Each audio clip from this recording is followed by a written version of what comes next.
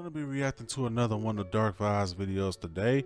This is going to be 5 mysterious missing children. So, in case you haven't noticed already, that the title is going to be a reaction instead of a re-reaction, like I said in the previous Dark Vibe video that I did, and that's because this particular video, even though it came out about a year ago, this is a video that I haven't seen or reacted to. So I haven't reacted to this video before, nor have I seen it on my spare time. So this is new to me in the sense that I've never seen it before, but it's old because it came out about a year ago. So if Dark Vibe was your first experience, the last video that I did of Dark Vibe was your first experience of Dark Vibe's channel, then there's something that you need to understand. Just up until a couple of months ago, they had started narrating their own videos, but videos that came out like a year ago to like 2 to 3 to 5 years ago, all their videos was just purely words on the screen. And I'm only just explaining this for those who haven't seen the previous video that I did a couple of days ago. But it's just words on the screen for like all the older videos that they've done, and a lot of those older videos I haven't seen myself because I've only I think I've I was subscribed to Dark Vibe for about 5 years. I don't know if I probably got that number wrong, but there's still like a lot of old videos of Dark Vibe that I haven't seen. Even though I've been subscribed to him for a long time, there's still a bunch of videos that I haven't seen prior to subscribing to them. So there's also a lot of old videos that I can also watch as well that is still going to be relatively new to me. So I'm going to read through this as the video is going, because I don't, like I said in the last video, don't want to just sit here and just be reading to myself and just have the whole thing just look awkward. So I'm going to be reading. I'm probably going to be taking swigs of water in between because my throat gets really dry when I'm reading through this stuff. But anyway, as far as the title of this video itself, I only have one question in particular about it, and that's what exactly is it that's mysterious about missing children. And the only thing that can really come into mind is either the circumstances of which these children have disappeared, or the case itself is mysterious, or just things like that. So we can only just assume until we actually see it. So let's go ahead and hop into this video here.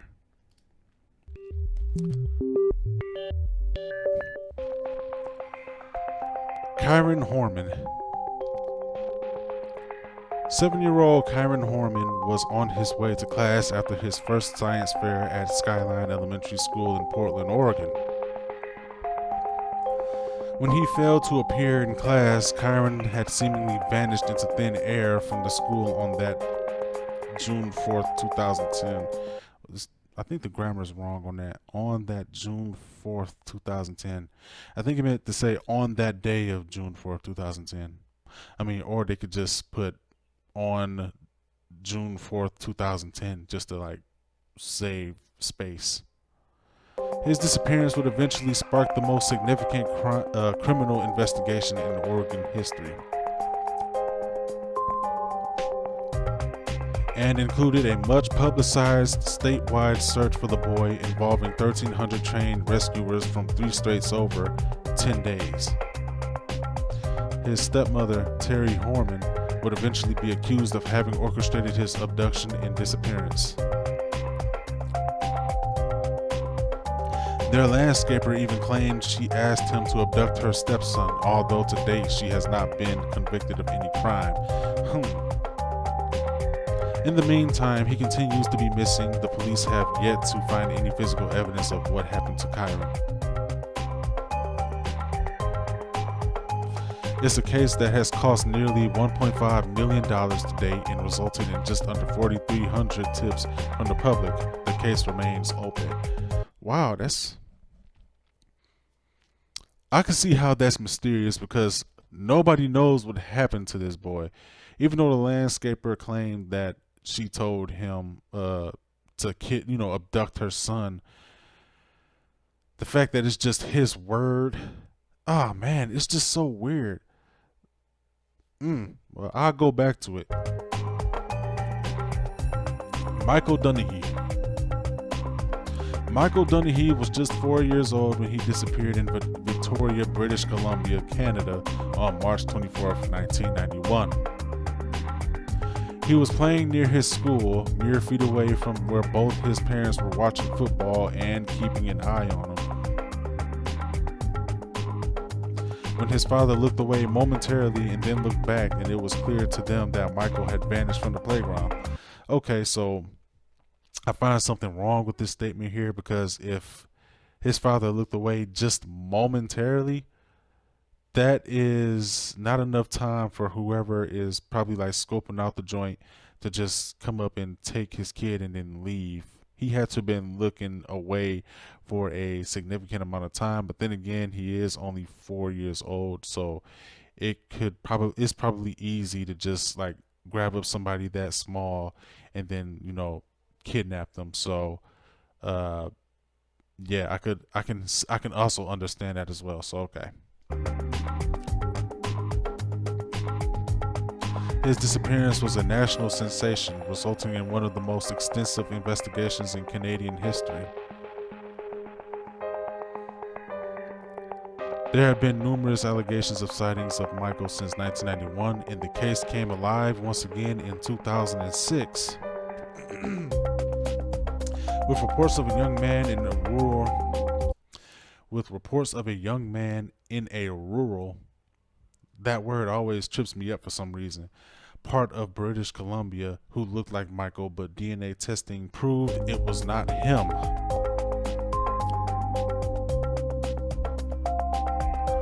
In the meantime, Michael's disappearance is said to have forever changed the quiet city of Victoria on Vancouver Island,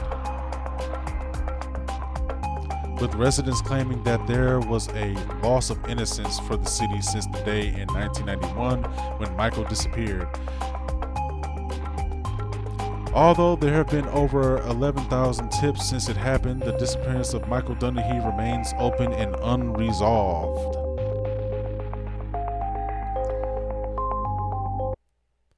Now, with that one, when they say that it had a loss of innocence for the city, it usually feels that way when you have stories like axe murderers and stuff like that. You know, those type of stories that happened back in the day. And it always happens in a small town somewhere. So every time stuff like that happens, that's what is always ends up being the case afterwards. They always say that they feel like it kind of lost its innocence, or it's not a safe, quiet little town anymore, just stuff like that. So I could definitely understand them saying that. Ben Needham, a mere 21-month-old toddler, British-born Ben Needham, disappeared on July 24th, 1991 on the idyllic, if I'm pronouncing that right, Greek island of Kos. He and his parents were staying at the villa of his grandparents located in the village of Iraklis, or like I said, if I'm pronouncing it right, on the Greek island.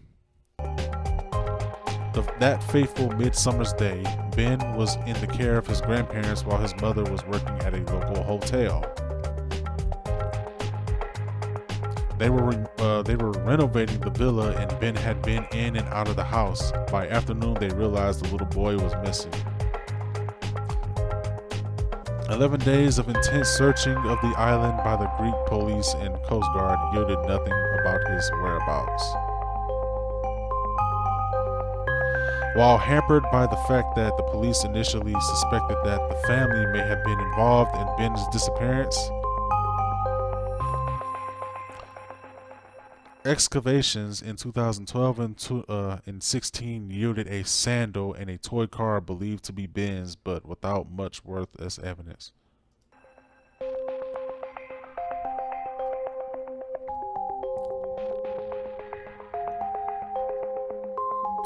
British investigators remain convinced that Ben Needham is still hidden and will be found somewhere on the island of Kos. The Beaumont children. Even worse than the one child. even worse than one child disappearing is when three disappear together. That's what happened to one Australian family. Jane, Anna, and Grant Beaumont, aged 9, 7, and 4 respectively, were on their way to Adelaide's famous Glenelg Beach. It was a scorching hot Australian day on January 26, 1966, and the siblings had set out to enjoy the day as they usually would. They caught a bus after being told by their mother to be back home for lunch by 2 p.m. and were seen leaving the beach at 10:15 a.m. Where the children were also seen I'm sorry. Hold on. Where the children were also seen chatting and playing with a thin blonde man. They later bought a meat pie with a one. Nope. I don't. Even though they had been given a lot less money than that by their mother, they were last seen by a postman who knew them well. The disappearance of the Beaumont children stunned Australia and resulted in one of the biggest manhunts in the country's history. Like, dude, that's 3 children. Over the years, various notorious Australian child murderers and criminals were implicated in the Beaumont case, but to no avail. To this day, the disappearance of the 3 Beaumont children remain unsolved and continues to haunt Australia. But haunt Australia in which way, though? Janice Pocket. 7-year-old Janice was last seen leaving her family home in Tolland, Connecticut on July 26, 1973, on her first outing alone. Excuse me? 7-year-old Janice. First outing alone? What is a 7-year-old going out alone for? And it's, I think it's okay. She was biking over to some nearby woods. Oh my God.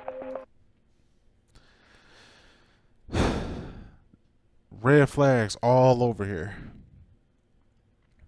7-year-old Janice was last seen leaving her family home in Tolland, Connecticut on July 26, 1973, on her first outing alone.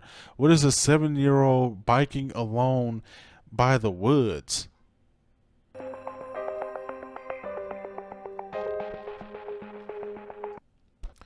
She was biking over to some nearby woods in search of a butterfly she had caught and placed on a rock a few days earlier.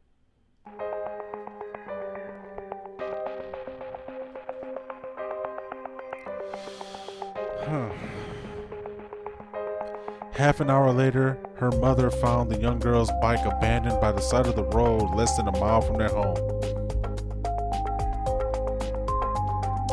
The police concluded that Janice was probably returning home since the white envelope she had taken for the butterfly was missing.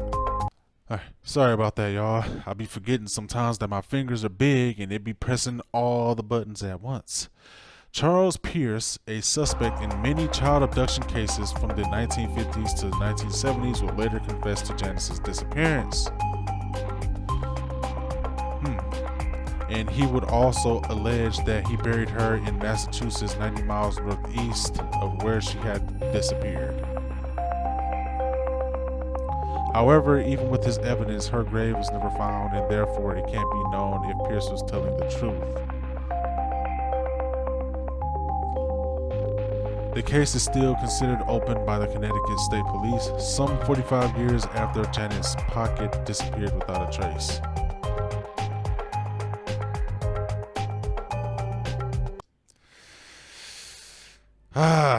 See, this is what I love about that classic Dark 5 videos, man. It's the ambiance, man. The subject of the videos and the music just playing in the background. It just gives you that feeling, you know. So let's just kind of go through this right quick. See, this could have been preventable. Actually, a lot of these cases could have been preventable. It's not like I'm trying to be cold-hearted to the people who have lost their child or, sibling, etc., etc. But I just feel like if they paid more attention to their children, some of these could have been prevented. Like you have, this little girl here. She went on her first bike ride by herself, and the first place she went to was the woods. So that could have been preventable. You could have, and that depends. Like, did she get permission to leave and go by herself? Like, did her mother tell her, like, yeah, you can go ahead and leave and do that? Or did she go on her own accord? That's the type of information that I need to know to really just say, like, okay, if the mother let her go, then she shouldn't have done that. She's only 7 years old and you're letting her bike by herself. And then you got this guy here who says that he is the one that's responsible for Janice's disappearance, and basically said that he killed her and even told her where he buried her at. But since the body isn't found like it says, then they can't say that he's telling the truth. I don't know exactly, like maybe this person is just trying to throw somebody off the trail or something like that by confessing, like, okay, we don't want, like, maybe she's still alive out there, but they just didn't want them to look any further into her disappearance and just said, hey, well, you know what, I'm the one who kidnapped her and killed her and buried her somewhere. But yeah, man, if that was me personally, I wouldn't let my 7-year-old child go bike riding on her own. Okay, so this one, 3 kids are missing. Let's go through this. So for number 4, this one is definitely weird to me because you have a 9, 7, and 4-year-old going to the beach, and their mother knew that they were going to the beach and told them to be back by 2 p.m.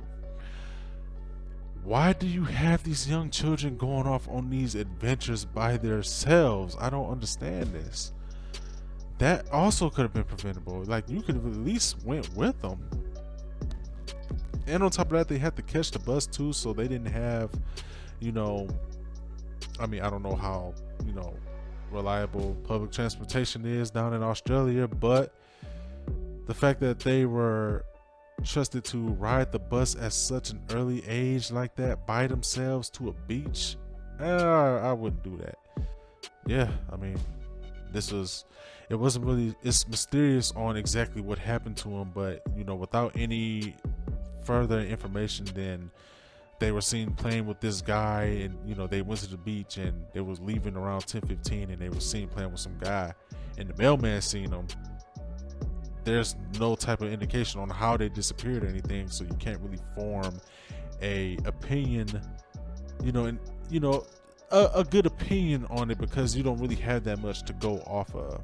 All right, so number 3, I think they said it was a 21-month-old boy, if I'm not mistaken. Is that what they said? Yeah, a 21-month-old toddler. So a year and some change years old, right? And it said that they were renovating the villa that they were in, and he was being watched by the grandparents, and the boy had been coming in and out of the villa. It says that that fateful midsummer's day, Ben was in the care of his grandparents while his mother was working at a local hotel. They were renovating the villa, and Ben had been in and out of the house. Like, what exactly do they mean by that? Do they mean by they were just letting him go in and out of the house on his own? So if that's the case, yes, I could definitely understand how he ended up going missing. Like, was anybody watching him? Was the question. Was anybody watching this little boy?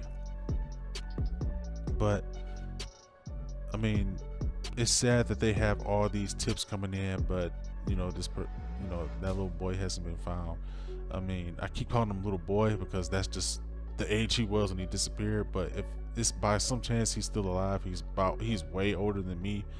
But it's just sad that there's some people who, and I get it, don't get me wrong, I'm not trying to say that they don't have a right to be, to feel upset about what happened. I mean, some of these people probably blame themselves for how these things went down, but the fact that they went down and they were preventable in the first place, that's just kind of the issue I have, you know, with this. Okay, so this one here, like I said when I first went through this, it's easy for somebody to come and take away a 4-year-old, but at the same time, the fact that they were paying attention to both a football game and trying to look at their, you know, their kid, dude, if something was going to be pulling your attention away from your kid like that, you should have just disregarded that football game and just kept an eye on your children. Like when I have to watch my nieces or whatever, I make sure that they never leave my sight. I don't care if it's just in the backyard or something. I keep my eye on them at all times. I make sure that they do not leave my line of sight. Nothing else is going to get me so distracted that I have to take my eyes off them momentarily. Okay, so once again, we can't really speculate exactly like what happened, because all it is that the father looked away, he looked back, and he was gone. So obviously the kid got abducted. But the fact that, you know, they were even in a position where the father looked away and both parents was there, so I mean, both of them wasn't even paying attention. So, like, I'm not trying to like blame anybody, but you gotta take some accountability for that, man. I can't really say anything about this one either, because all we really have is, you know, the landscaper saying that she wanted to have him abduct her son, but that's just about it. So other than that, the boy just, okay, let's see. Does it say how he? Okay, so he went to the science fair, and then when he was on his way to class, then that's when he disappeared. So somebody between that science fair and him going back to class, somebody came and took him out of the school.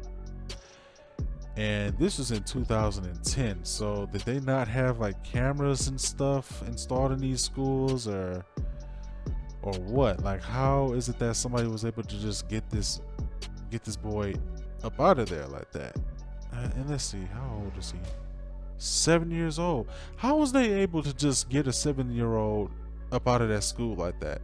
That's the most mysterious thing to me about that. They somehow just managed to get a full 7-year-old. And I'm not saying that 7-year-olds aren't small, but I'm saying he's a 7-year-old. He's big. The fact that he was just taken out of the school and nobody noticed, that's weird. And then on top of that, or at least that's just what I'm just reading. I mean, maybe in the actual news report it says that somebody did notice it, but how? And then there were no cameras. How did this happen? That's all it is for this video, man. I know that this video was nothing but a little over 7.5 minutes long, but like I said, I do these type of videos solely to form my opinion on it, rather than just reacting to a video just to watch it and then dip up out of here. I like to give my opinion on videos like this and the clips within those videos and the stories within them that, you know, interest me about it. So thank you guys for watching this video with me. I'll put the link in the description box below so you guys can check out Dark5's channel and the original video in the link below. Thank you guys for watching, and I'll see you guys in the next one. All right, peace.